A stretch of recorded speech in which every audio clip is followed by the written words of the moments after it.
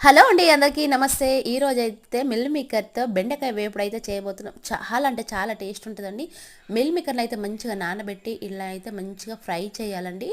ఒక చెంచా ఆయిల్ పోసి మిల్ మేకర్ని ముందుగా ఫ్రై చేయాలి. నేను బెండకాయనైతే ఉప్పు కారం వేసి కొద్దిసేపు అయితే ఫ్రై చేశాను. ఫ్రై చేసి పక్కన పెట్టుకున్నాను.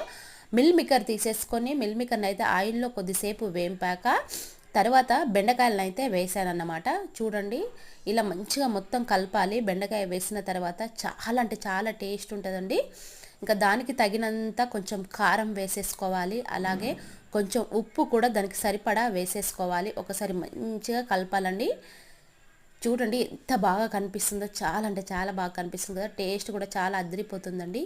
మరి ఒక 5 నిమిషాలు మూత పెడదాం. మూత తీసైతే చూద్దాం. చూడండి ఎలా మంచిగా మిల్ మేకర్ బెండకాయ చాలా ఫ్రై అయిపోయాయి.